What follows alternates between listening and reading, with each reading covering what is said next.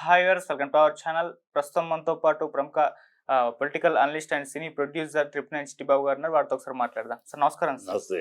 Sir 2 రోజుల నుంచి ఇప్పుడు సోషల్ మీడియాలో ఒకటే వర్డ్ సార్, ఈవెన్ ట్విట్టర్లో కూడా బాగా ట్రెండ్ అయిపోయింది, సీజ్ ద షిప్ అని చెప్పేసి. అంటే పవన్ కళ్యాణ్ గారు అక్రమంగా బియ్యంని రవాణా చేసేస్తున్నారు అని చెప్పేసి ఆయన వెళ్ళడం, అక్కడ సీజ్ ద షిప్ అనడం, అదంతా కూడా సోషల్ మీడియా వైరల్ అయిపోతుంది. ఇప్పుడు ఇష్యూ కూడా రైజ్ అయిపోయింది. చాలా మంది మాట్లాడేస్తున్నారు, చాలా కాలం నుంచి ఈ అక్రమ రవాణా జరుగుతుందని చెప్పేసి 45,000 కోట్లు అని అంటున్నారు, వైసీపీ హయాంలో జరిగింది అంటున్నారు, ద్వారంపూడి ఇన్వాల్వ్మెంట్ కూడా ఉంది అని కూడా చెప్పేస్తున్నారు. సార్ ఏం జరుగుతుంది, మీరేం చెప్తారు? అది అసలు ఇదంతా ఒక బిల్డప్ మ్యాటర్ తప్పితే ఇప్పుడు ఆల్రెడీ ఈయన వెళ్ళటానికి ముందు రోజే కలెక్టర్ సీజ్ చేశారు షిప్. ఈయన ఇల్లు దించింది లేదు, ఆయన సీజ్ చేస్తే ఈయన సీజ్ చేసే సీజ్ షిప్ అని ఇది ఎవరికో పుట్టిన బిడ్డ నా బిడ్డ అన్నట్టు ఆల్రెడీ కలెక్టర్ సీజ్ చేశాడు. అది ఈయన వెళ్ళి సీజ్ షిప్ ఈయన సీజ్ చేసినట్టు యాక్షన్ తీసుకున్నట్టు. అసలు అది అతనికి పోర్టు లీజుకి ఇచ్చింది ఎవరి పీరియడ్లో? చంద్రబాబు పీరియడ్లో ఇచ్చారు. మళ్ళీ 14లో చంద్రబాబు వచ్చి మళ్ళీ చంద్రబాబు ఆ లీజు ఎక్స్టెన్షన్ చేశారు అతనికి, కే రావు అతనికి లీజు ఇచ్చేసుకుని. సో వీళ్ళే ఈ ప్రభుత్వంలోనే లీజుకి వచ్చింది. సరే ఇప్పుడు దాంట్లో జరుగుతున్నాయి అన్ని పోర్టుల్లోనూ అక్కడక్కడ ఇలాంటివి జరుగుతూ ఉంటాయి. ఎలుకలను పట్టుకోవాలి కానీ ఇల్లు తగలబెట్టకూడదు కదా. పోర్టు మొత్తాన్ని అసలు బదనాం చేసేసి పోర్టు డ్రగ్స్ కోసం ఉందని అదని అసలు అక్కడ అన్ని షిఫ్ట్ వెళ్ళిపోతున్నారు. ఆ పోర్టు వదిలి కృష్ణపట్నానికి వెళ్తున్నారు, గుజరాత్కి వెళ్ళిపోతున్నారు. కానీ ఇది ఏం ప్రభుత్వం ఏం చేస్తున్నారు? పోర్టులు మూసేస్తారా? ఇప్పుడు ఇంట్లో ఎలుకలు పడ్డాయంటే ఎలుకలు పట్టుకోవాలి. అది ప్రభుత్వం మీ దగ్గర ఉంది, కేంద్రంలో మీరున్నారు, చేసుకుని పోర్టు అథారిటీ పిలిపించుకుని అది ఎక్కడ జరుగుతుంది పట్టుకోవాలి. అది ఏదో మీరు రాజకీయంగా ఒక వ్యక్తి కోసమనో ఒక దీనికోసం చేస్తారో తప్పితే పోర్టు నాశనం చేస్తే 10,000 మంది ఉద్యోగులు బతుకుతున్నారు పోర్టు మీద. కాకినాడలో టెర్రరిస్టులు వస్తారు. ఇంతవరకు కాకినాడ చరిత్రలో ఎప్పుడు లేదే. అది కాకినాడ అనేది అసలు పెన్షన్ వాళ్ళకి స్వర్గధామం. అంటే దేశంలో రాష్ట్రంలో ఎక్కడ పెన్షన్ ఉద్యోగాలు అయిపోయినా ఆ పెన్షన్కు వచ్చి హ్యాపీగా కాకినాడ దగ్గరికి వచ్చి బతుకుతారు. ప్రశాంతమైనది జమ్మన్ కాకినాడ పోర్టు ఆ ప్రదేశం అంతా.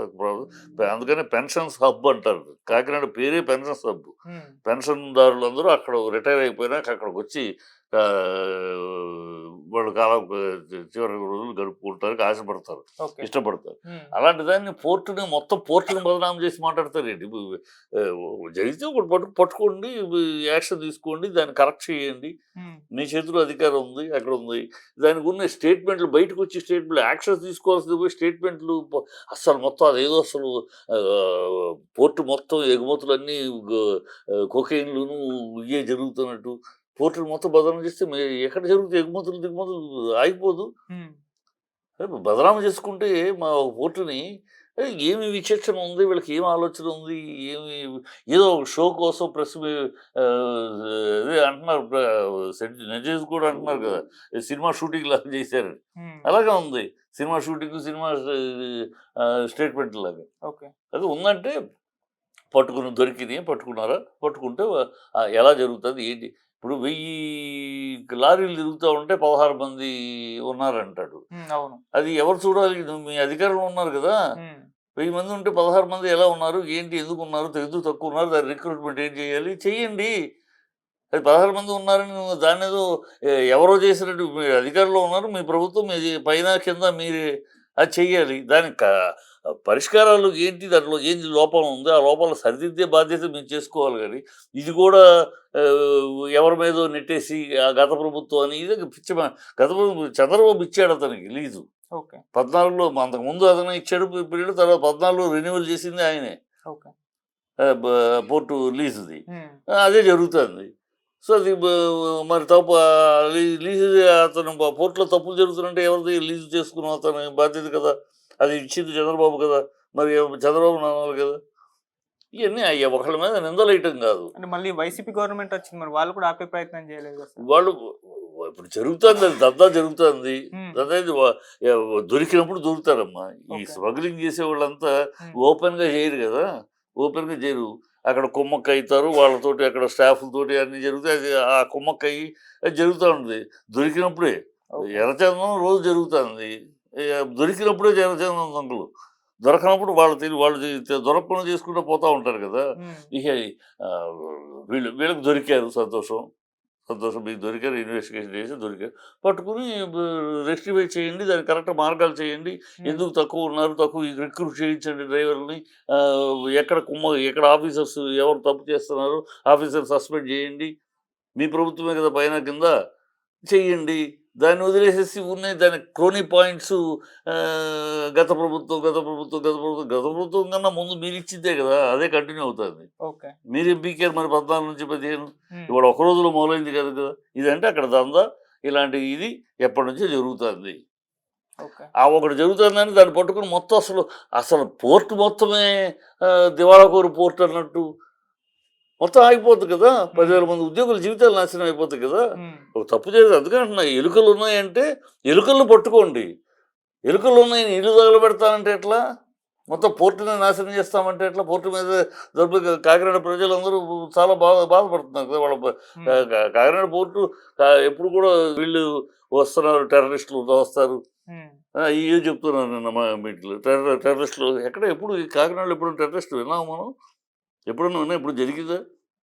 ఎందుకు ఆ కొత్త కొత్త అపవాదులు తీసుకొస్తారు? అంటే మొత్తం ఆగిపోవటానికా? ఎవరికి నష్టం ఆగిపోతుంది.